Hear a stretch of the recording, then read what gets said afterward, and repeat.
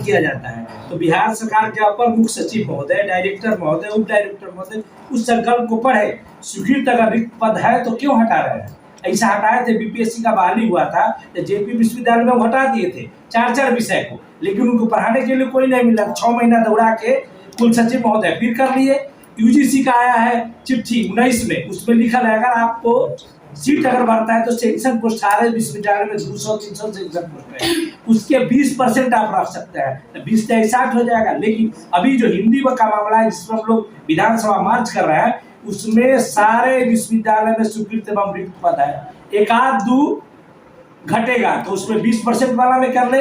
आपको बगल में पटना यूनिवर्सिटी, पाटलिपुत्र यूनिवर्सिटी है, 72 गो स्वीकृत एवं रिक्त पद है और वहाँ 25 गो भेजा गया है आयोग के द्वारा। आयोग के बहाली को हम लोग स्वीकार करते हैं, हम लोग हर कॉलेज में जाके उनको बधाई दिए हैं और उनको स्वागत किए हैं, लेकिन हमरे पेट में लात मारे उससे कोई हर्जा नहीं है।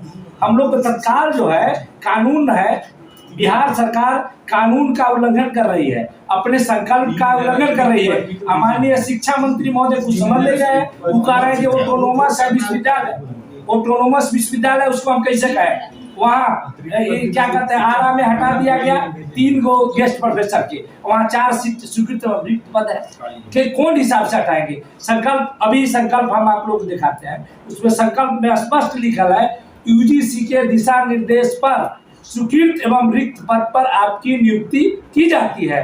अगर स्वीकृत एवं रिक्त पद पर नियमित नियुक्ति वाले आ जाएंगे, आपका सेवा स्वतः समाप्त हो जाएगा।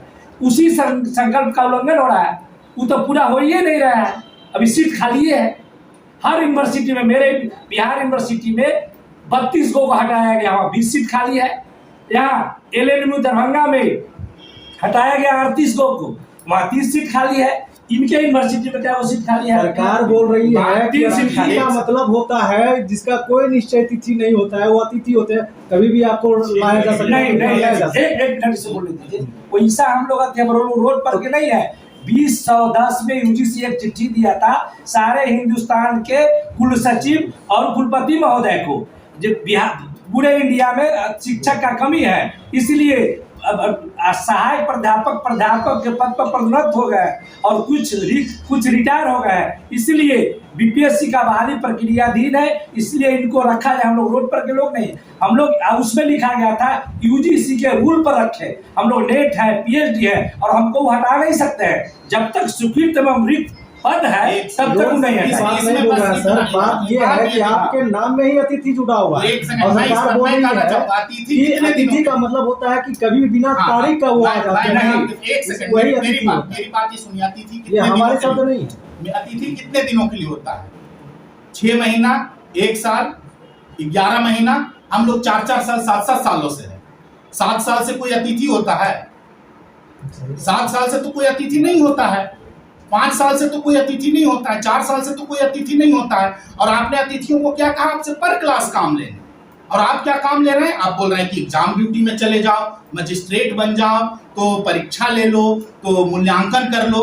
ये कहाँ से हो गया? उसका तो हम लोगों को किसी तरह का नहीं कोई भुगतान किया गया, एडमिनिस्ट्रेटिव वर्क उसका तो नहीं करवाया गया। तो जब आपने हमसे अस्थायी की तरह काम लिया तो आप अस्थायी कीजिए। और दूसरी बात यह कि बिहार सरकार को उच्च शिक्षा के प्रति थोड़ी सी भी चिंता होगी। रिक्त पद स्वीकृत पद से हमें नहीं कोई लेना देना। 1972 के बाद आपने कोई पदों का सृजन नहीं किया। 1972 के बाद और आप बोल रहे हैं हम सीबीसीएस सिस्टम कर देंगे, हम जो है पूरे सत्र को लगातार चालू कर देंगे। कैसे करेंगे? आपके पास अभी जो भी सत्र थोड़ा बहुत भी लेट लतीफे अगर वो संभला है तो इन अतिथि शिक्षकों के तो आपको इनको एक्स्ट्रा वेटेज देना चाहिए था कि हाँ भाई आपने हमारे लिए काम किया, हमें सरकार की ओर से किसी न किसी तरह का तो रिवार्ड देना चाहिए था ना। तो आप रिवार्ड देने की जगह आप क्या कर रहे हैं कि आपका अच्छा काम निकल गया और आप जाइए, है ना, कि आपके नाम क्या गया अतिथि जुड़ा हुआ है, लेकिन जब काम लेना था तो नहीं आप परमानेंट की तरह आप काम कीजिए।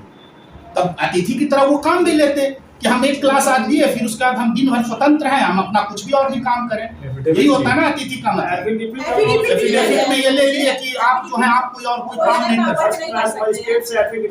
अच्छा, उसी पत्र से यूजीसी के पत्र से ममता बनर्जी पश्चिम बंगाल सरकार समायोजन कर दिया अतिथि शिक्षक को, हरियाणा में समायोजित कर दिए। अभी माननीय जो महामहिम राज्यपाल महोदय है तो वहां से कर क्या है हिमाचल से, उसी पत्र से यूजीसी का जो पत्र है 2020-10 वाला।